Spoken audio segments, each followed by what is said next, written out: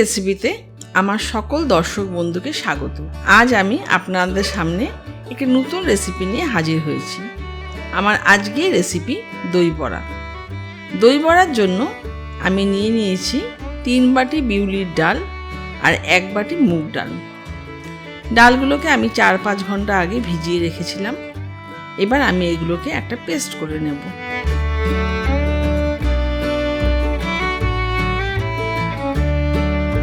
Paste করার সময় আমি ডালের সাথে কিছু কাঁচা লঙ্কা ও কয়েক টুকরো আদা দিয়ে পেস্ট করব। আমার পেস্টটা হয়ে গেছে। আমি এবার একটা বড় ডিশে পেস্টটা নিয়ে নিচ্ছি। এবার একটা হ্যান্ড ব্লেন্ডার দিয়ে পেস্টটাকে বেশ কিছুক্ষণ ভালো করে ব্লেন্ড করে নেব। এবার এতে দিয়ে দেব 2.5 চামচের মতন বেকিং পাউডার। এটা দিয়ে আমি আবার বেশ কিছুক্ষণ ব্লেন্ড করে নেব।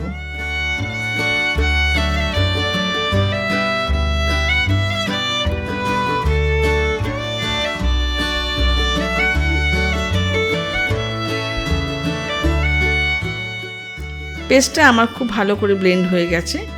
এবার আমি সবশেষে অল্প একটু নুন দিয়ে অল্প সময়ের জন্য ব্লেন্ড করে নেব।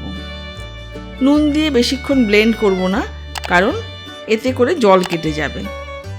এবার আমার পেস্টটা ভাজার জন্য তৈরি হয়েছে কিনা জানার জন্য আমি একটা ছোট বাটিতে অল্প একটু জল নিয়ে নিয়েছি। তাতে একটুখানি পেস্টটা দিয়ে দিলাম। দেখুন এটা জলে ভাসছে। এতে করে বোঝা যায় পেস্টটা ভালো ফেটানো হয়ে গেছে। এবার ভাজার জন্য পেস্টটা রেডি। এবার আমি কড়াই গরম করে বেশ কিছুটা সাদা তেল দিয়ে দিলাম। আমার তেল গরম হয়ে গেছে। আমি এবার বড়াগুলোকে ভেজে নেব। অল্প অল্প করে আমি বড়াগুলো দেব। একসাথে বেশি পরিমাণ আমি দেব না।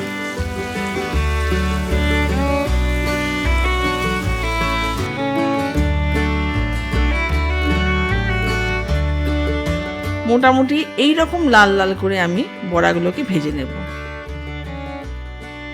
বড়াগুলো আমার ভাজা হয়ে গেছে।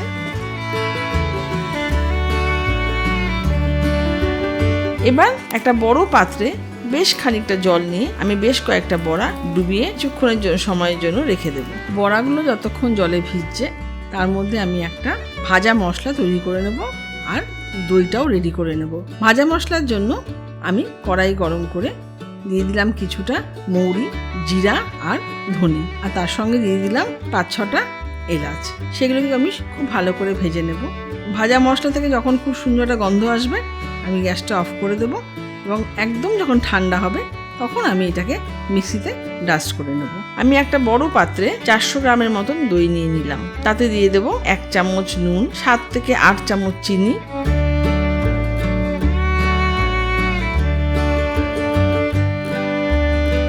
দিয়ে দেব ভাজা মশলা।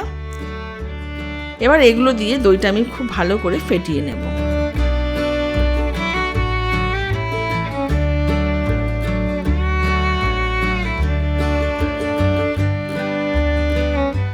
আমার দইটা ফেটানো হয়ে গেছে।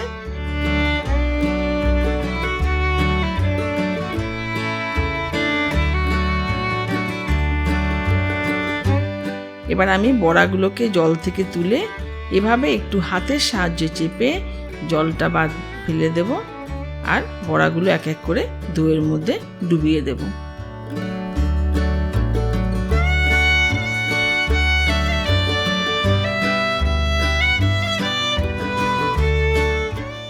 কয়েক মিনিট দইয়ের মধ্যে ডুবিয়ে রাখার পর এবার আমি পরিবেশনের জন্য রেডি।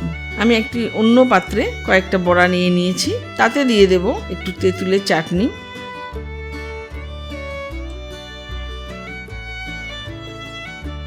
একটু ভাজা মশলা,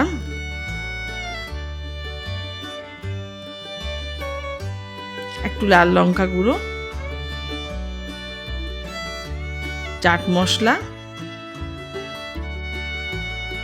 আর একটু ভুজিয়া, এই সব দিয়ে আমি দই বড়াটা দেখুন সম্পূর্ণ আমার রেডি হয়ে গেছে। এবার পরিবেশনের জন্য একদম রেডি।